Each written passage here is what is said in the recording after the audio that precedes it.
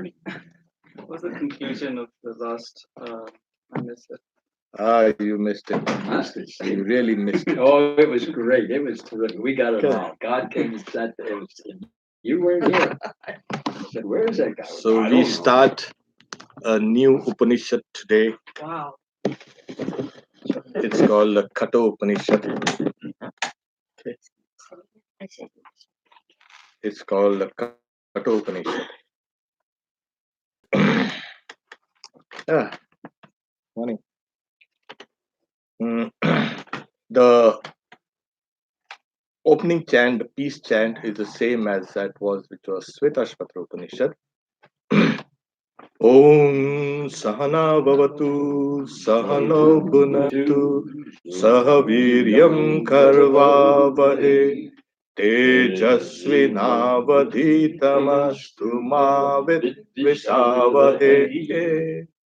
Om Shanti Shanti Shanti. May He protect us both, the teacher and the thought, together by revealing knowledge. May He protect us both by vouchsafing the results of knowledge. May we attain vigor together. Let what we study be invigorating. May we not quarrel with each other.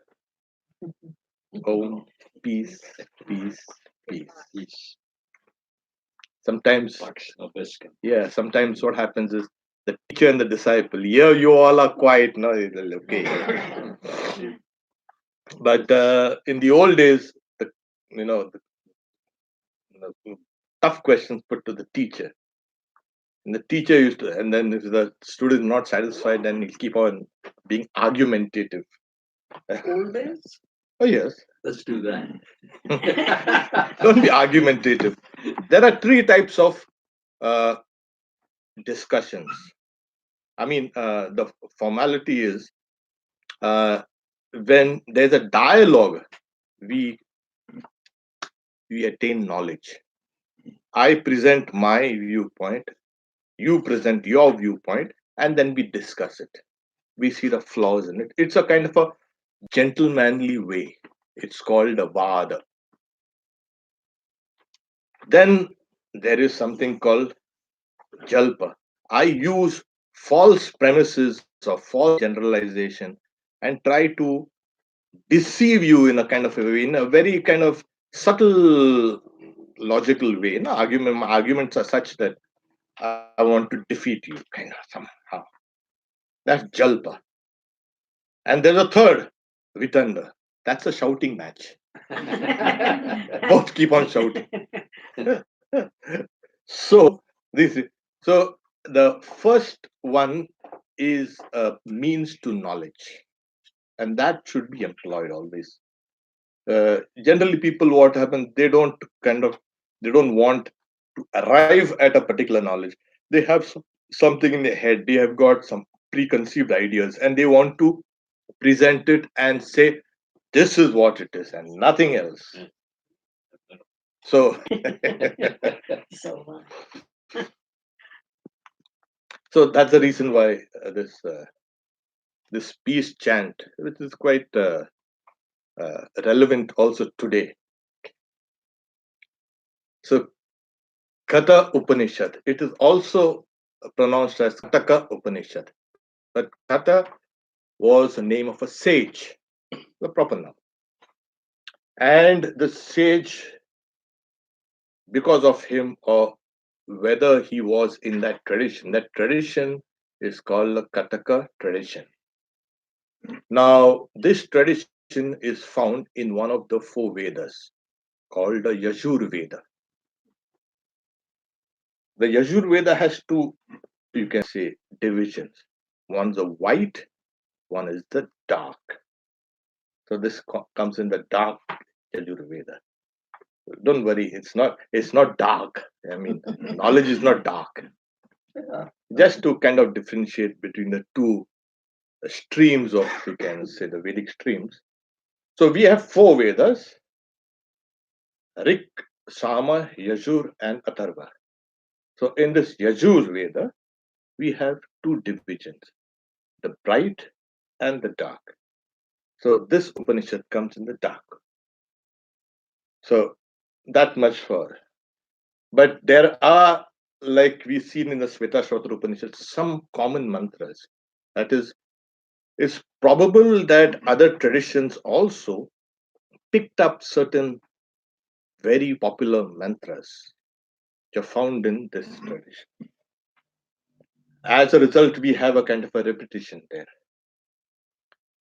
However, here this Upanishad starts, and Max Muller and Paul Dawson and all these people, they have commented and they've spoken so highly. In fact, all the French and the German and the British scholars, they said this is the perfect example of an Upanishad.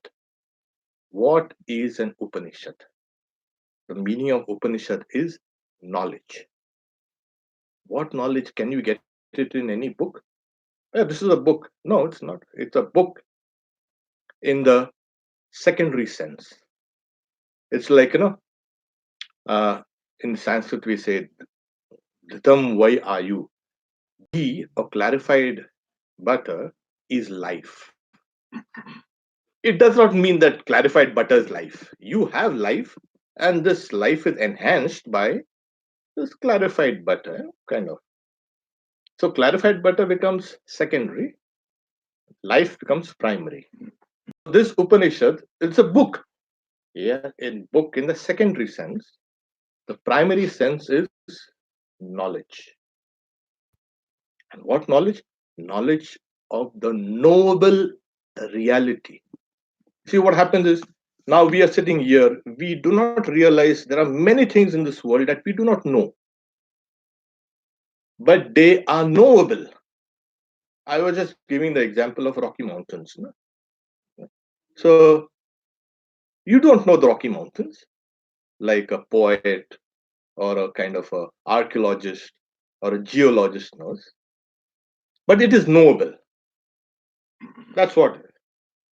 So this knowledge of the reality is knowable.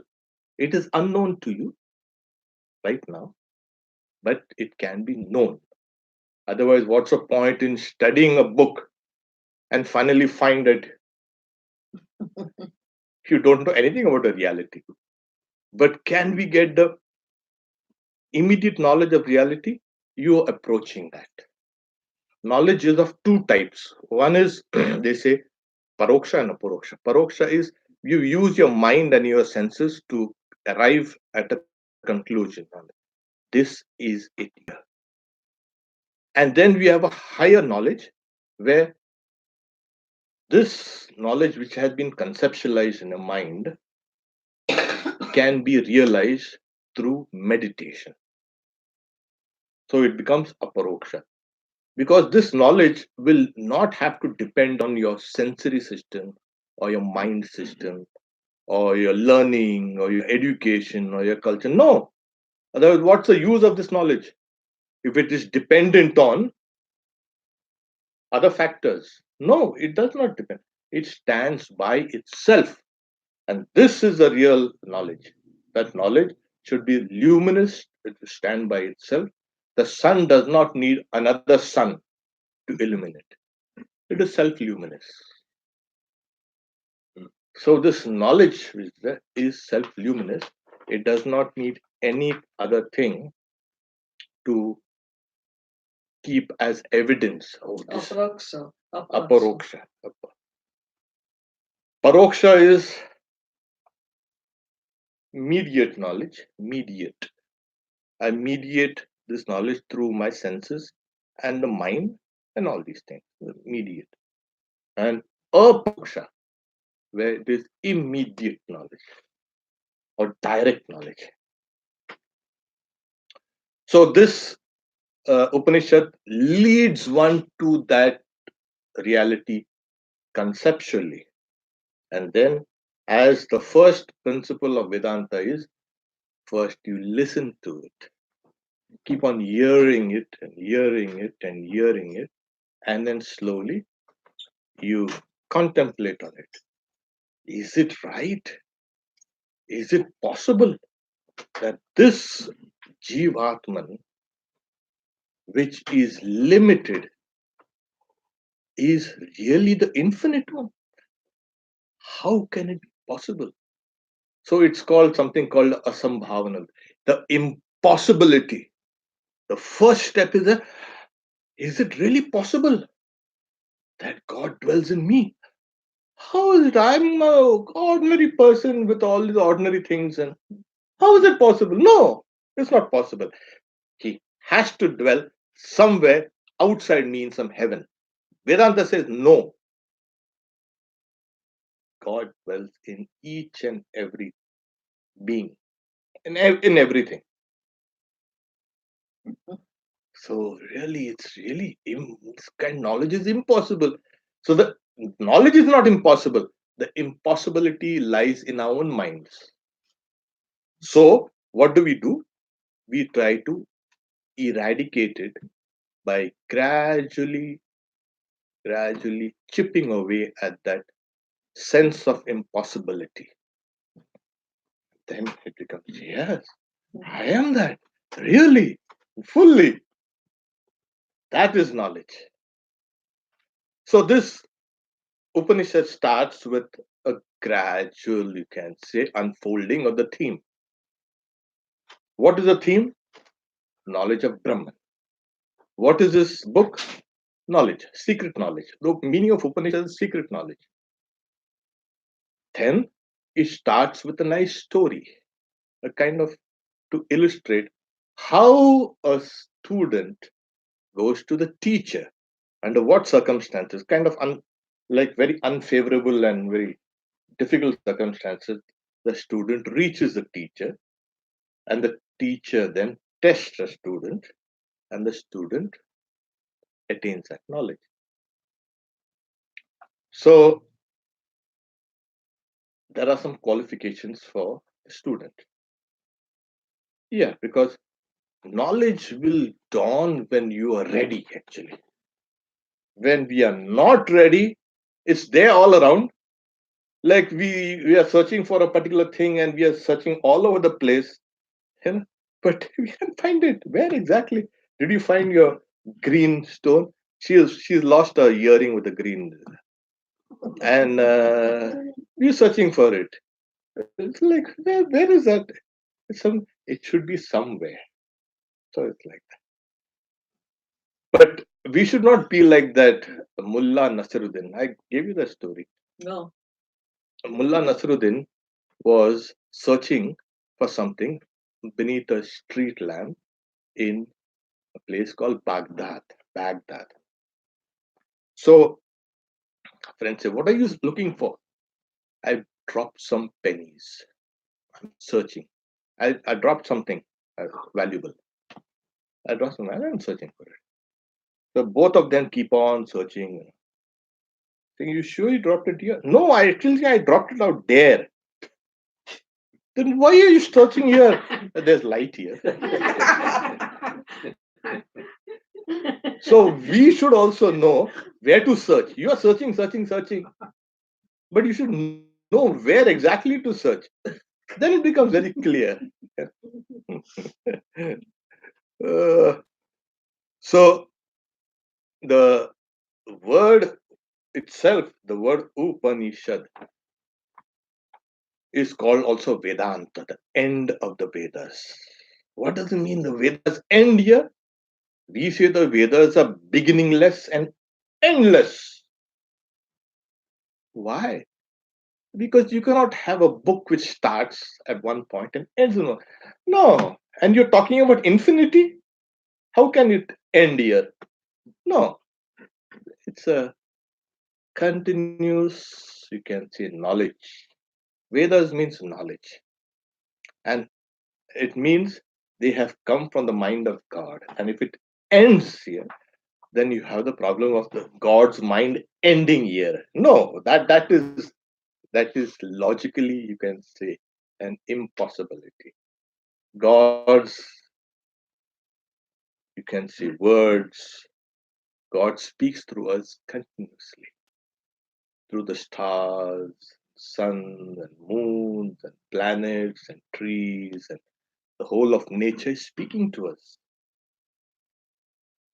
That is God. If you can take this up, you don't need any book.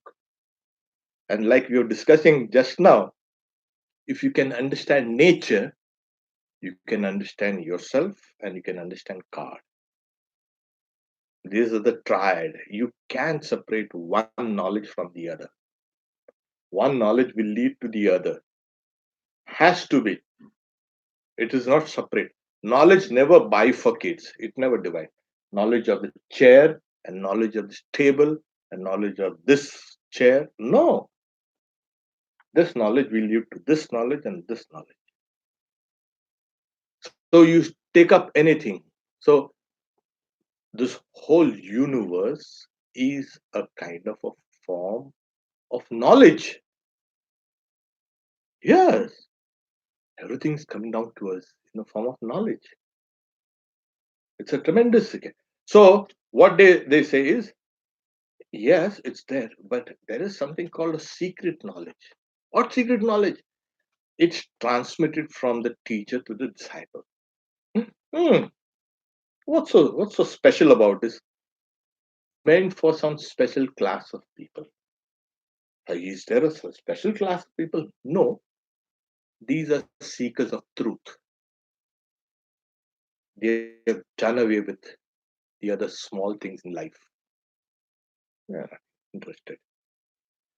And even if they're interested, they'll be interested in a for a fraction of a second or a few minutes. You're not bothered about getting engaged in that particular thing forever and ever. Waste my life over it. I'll get burned with that. No, that person has detached self from it, and that person wants to know the truth. So that's the reason why this is a special class. You go to the freeway and tell her, I'm going to teach you the Kathopanishad. I'm in a hurry. I've got an appointment. I've got to go to the office. Hey, there you are. So this teaching was given to those who approach the teacher. That means that's the meaning of Upanishad. Upa, Ni, and Shad. You approach according to the rules. Now, what is the rules? Well, you have to approach. You come with the idea to serve truth. That's you can say. And where is the truth now? For all practical purposes, in the old days, the truth was embodied in the teacher. So when you come to serve truth, you serve actually the teacher. And in the old days, they used to carry firewood in their hand, a special kind of wood, which is used in fire sacrifices. Like this symbolizes, yes, I am come to serve you. This is the idea. Okay. So you are a seeker of truth. You must be able to serve truth.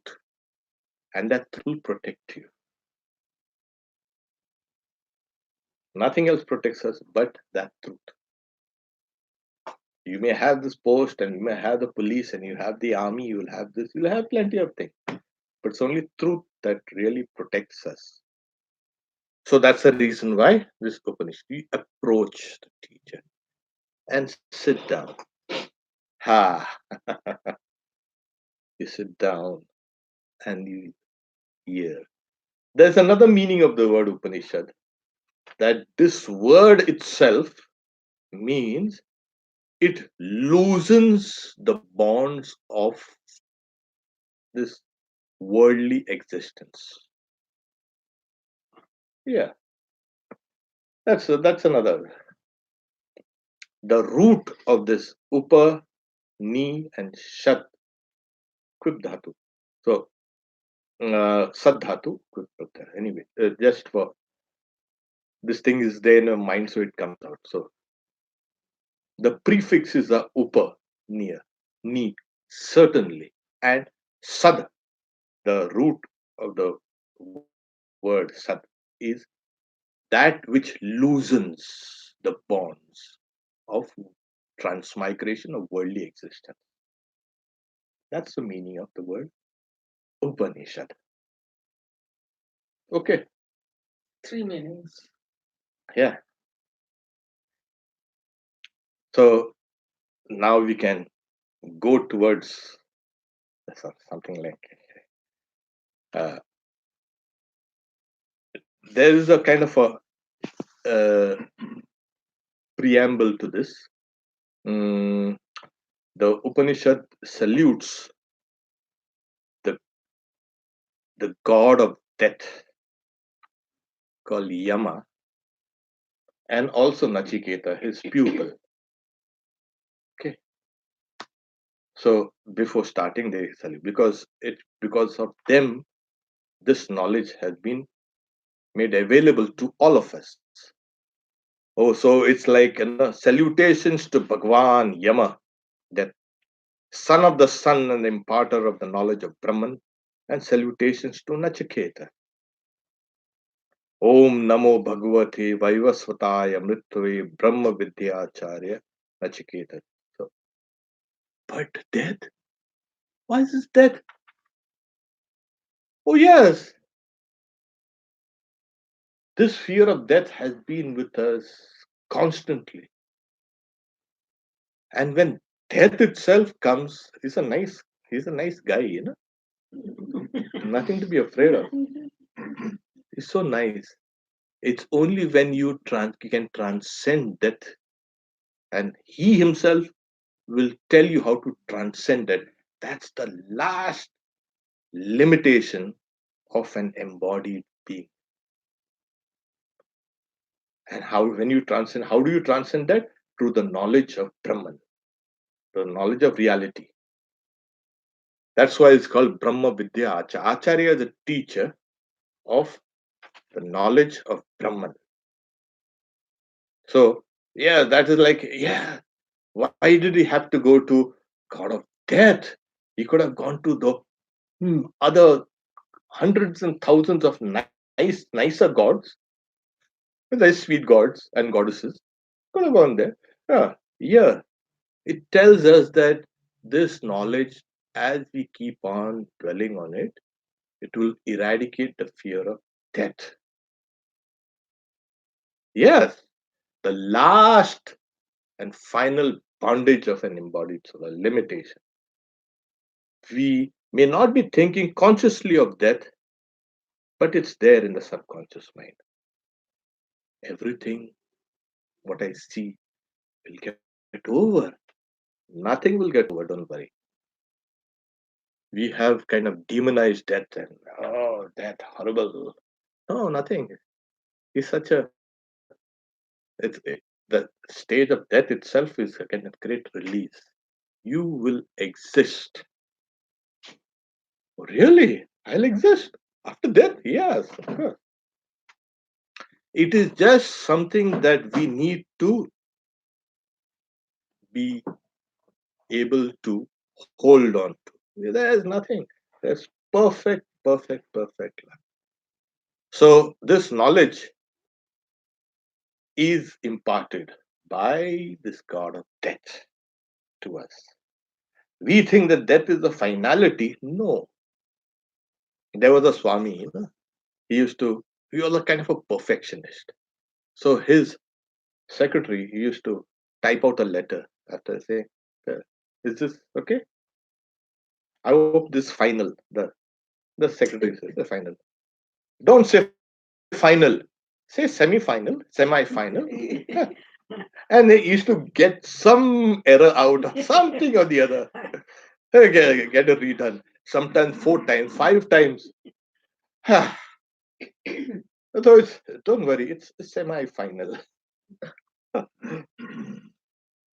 So this, like I said, it's a knowledge of the noble entity. Otherwise, there's no point in going for such a huge, discussion if we will not know it. We have to know it directly. Okay. So it is unknown to you. but it is a noble thing. And where is that? Well, where is that? That is what you think. It is somewhere within you.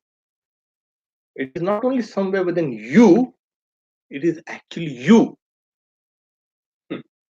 Yes. You are the truth that you are searching for. And now, well, somebody tells me, I'm a fool. Yeah, you think you're a fool, but you are really not a fool. You are that truth, that reality. Is just a kind of a veil that has come between you and that truth. So these teachings pull you out of that kind of delusion. I'm I'm the truth. How can I be? How can I be? So it's like a kind of direct, no? They use this like no karatala, kata amalaka, like mukti, like you have a kind of a fruit in the palm of your hand. You can see it directly. If the whole world keeps on telling you that that is not a fruit, you are a fool. It cannot be. I said, I hold it in the palm of my hand. I can see it directly. So that is the rock solid evidence that you get. I know it. It is me. I don't need to go searching out here and there. I need just to go deep inside. So the first uh, verse, I'll read it the way they used to read it in the old days, and that the way that I learned from my teachers. It's a kind of, and we will use that kind of chant, all through. Om. This in your, you got it first. It says Canto 1. Yes. Is that it? Yes. Okay. Canto 1, verse 1. Yes. Om Ushan Havai Vajashravasa Sarvaveda Samdado Tasya Nachiketa Nama Putra Asa. The translation is, once upon a time, the son of Vajashravasa, being desirous of fruits, gave away everything he had. As the story goes, a son named Nachiketa. So there was a person who was performing a Vedic sacrifice. And the name of the Vedic sacrifice is Vishwajit. Vishwajit. Through that sacrifice, you can conquer the whole world. Yeah, actually, that's what. How does that happen? See, when you give, you will receive. You will give things, whatever you are in your possession. If you give things, that dana, that's a kind of charity, generosity, large heartedness. You can conquer the world through your large heartedness. The more selfish you are, the more you isolate yourself. The more generous you are, the more you'll be loved. There should be, of course, no question of, I'll give this and let's see what I get in return. Put on the tip jar.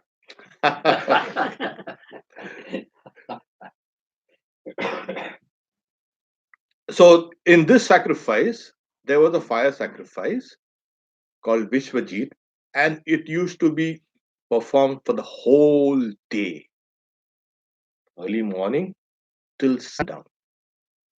And at the end of the sacrifice, the idea was whatever the possessions that person had has to be first offered to the priest and then to the people of the villages or whatever.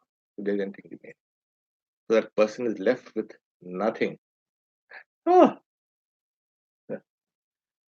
So the person's name was Vajasravasa, one who was famous already for gifting food. Oh, it's a kind of proper name. So the son of Vajasravasa, the proper name. His father was Vajasravasa, Vajasravas' son. He had a son whose name was Nachiketa. And now this Nachiketa. So once upon a time, like once upon a time in the West, something like that. Once upon a time. Once upon a time, it was thousands and thousands and thousands of years.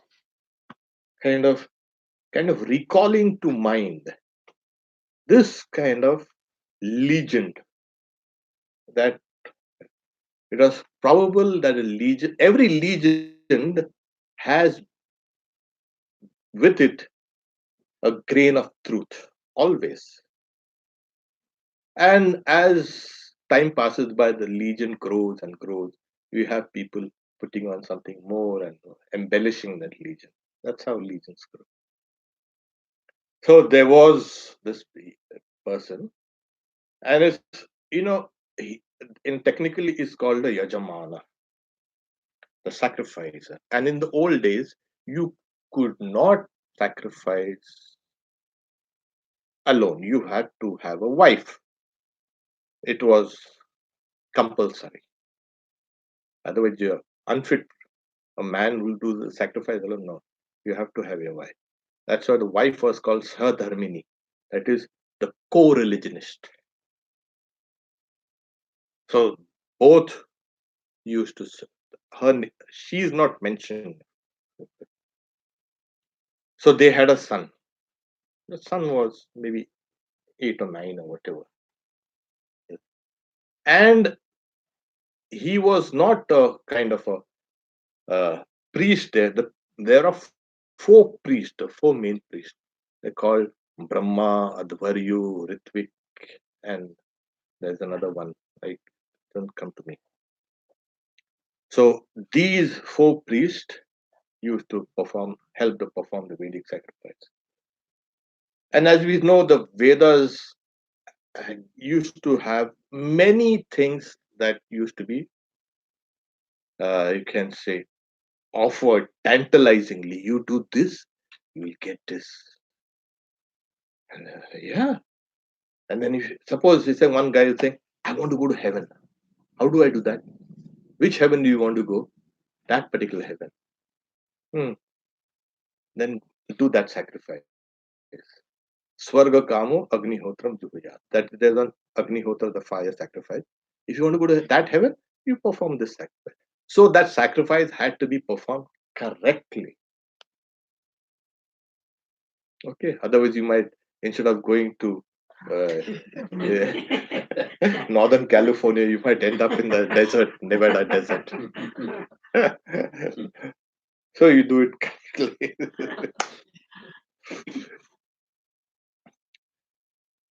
So he was already famous for or his family was already famous for being very generous with their food. Why are you generous with their food? Well, in the old days, the brahmacharins, the novitiates, those who were students, they could not grow their own food. Go to the shop and get, I want to get some food. They had to go to beg. That's a holy begging, alms. Then we had a monks who also used to go to beg. So we have almost half of the society comprised of these guys going around in the early morning having big shanti. So it was the duty of these householders to offer food to whoever came for food. So that was, and it's very strange, even those who used to retire after marriage life, you retire, you go to the forest, even they used to come because they can't grow their own food in the forest. And so you come, you beg. So you have the householder as the prop of society. Everyone is begging of him. Why don't you stop? No, it was actually a holy duty. These people used to wait and not have food till everyone has come and taken food. Yes, yes, it was. Even today, they'll wait. Has anybody arrived? No. Okay, fine. Then we can sit down and eat. And in case somebody comes during your eating, you have to give a portion of your food. Oh God, it was a tough, tough life. You're forced to become generous. There is no other option.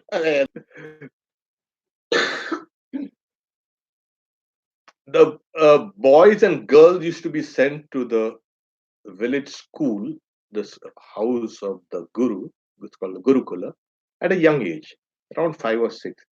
It's probable that the son has returned, taken leave for a few days because of the sacrifice, and he's at home. Otherwise, this guy shouldn't have been at home. Simple as that. What are you doing here? You should have been in that school of yours studying the Vedas. So he's come. So Nachiketa, as you know, it's a proper name. There's kind of now we come to the second one. Oh, we have a little time. We can do the second one. And then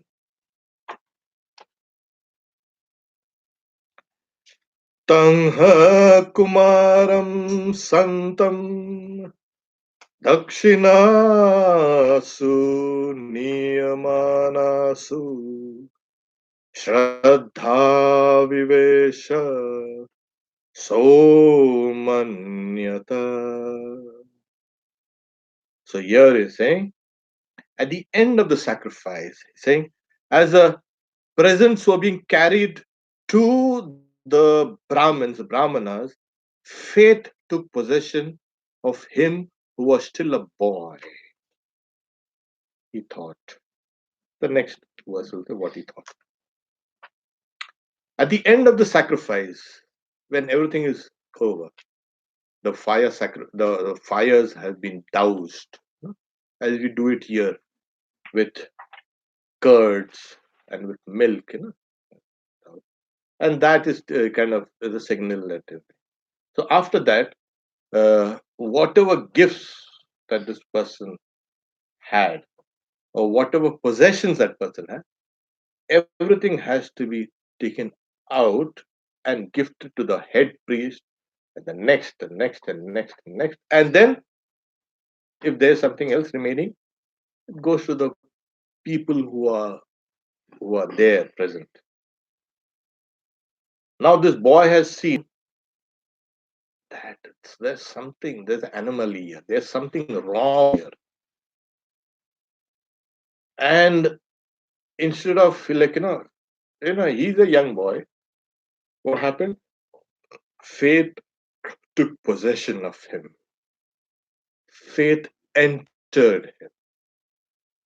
It's a way of telling that he felt there's something wrong going on here and it needs to be corrected. And you see, what happens is, what is faith? It's not a belief. Right? Faith is, in the words of the scriptures, in the words of the teachers, but more specifically, like I think I mentioned it yesterday, it's it's a belief, it's a faith in that which is right and which is true. Everything comes to us kind of a mix of truth and untruth, real and unreal, joy and sorrow, happiness and misery. When your intellect can select, divide, this is good for me and good for others, and holds on to it, that is called faith. Yes, from the word Shraddha has come Shraddha, the final, you can say, rituals connected with death, after death, when the person has passed away. In many traditions, it's 11 days or 13 days. Like that. So a ritual is being Shraddha. With the belief, with the faith that whatever I'm doing here is helping that soul who has departed.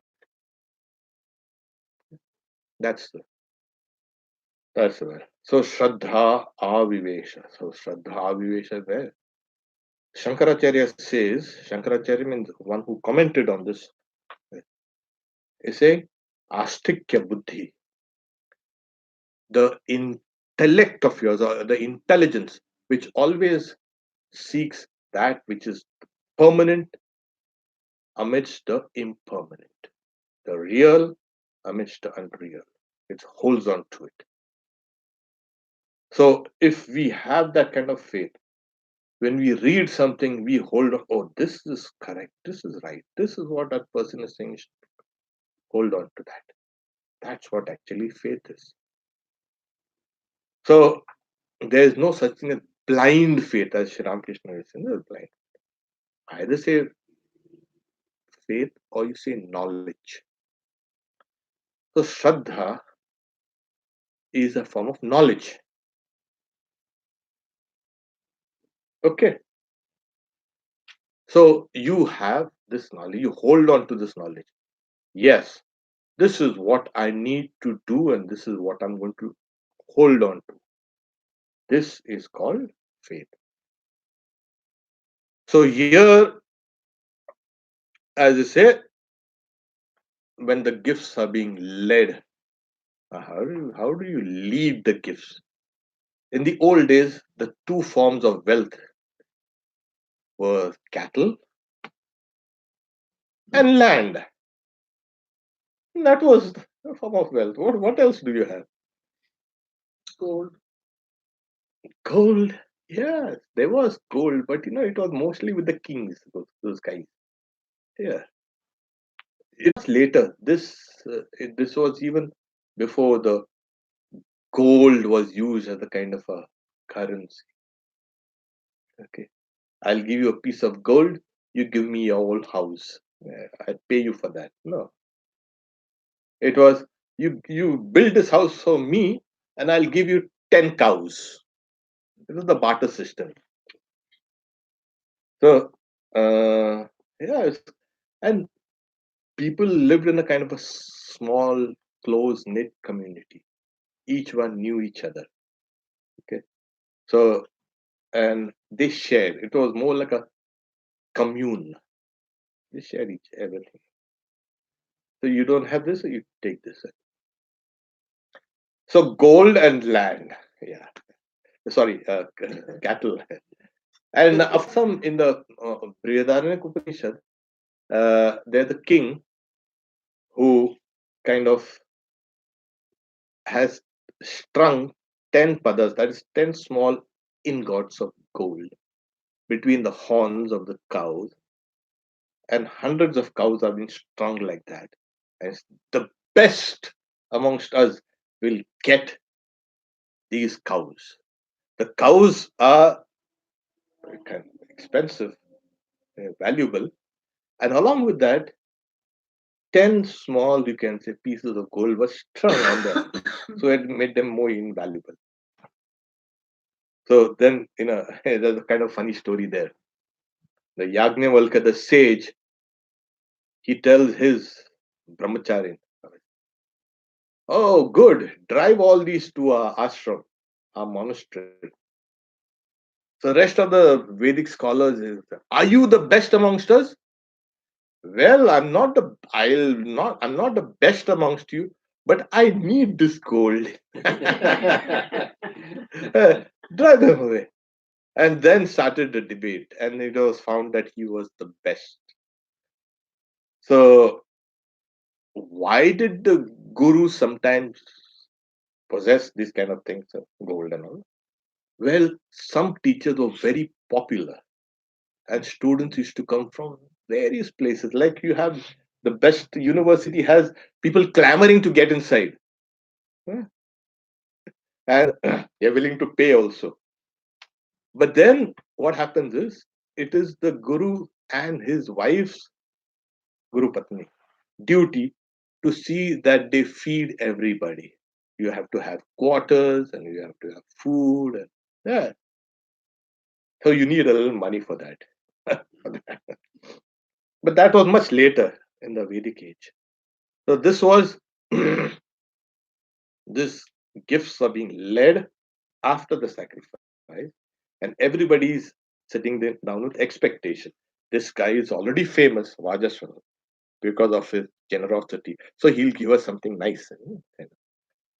But found that the cow, the cattle that he is gifting are all old, decrepit. They can't stand. They are almost on the point of death. So he just wanted the kind of adulation of being a very generous person. But he was trying to get rid of all his unwanted things. And that's why the child, Nachiketa, he see this is wrong. And he wanted to take corrective measures. We'll stop here for now. We'll take some questions. Okay. As it is tradition. What I have a question. Yeah, that's why I kept some time now. Okay, you in the beginning you mentioned that those students that are detached, they are the one that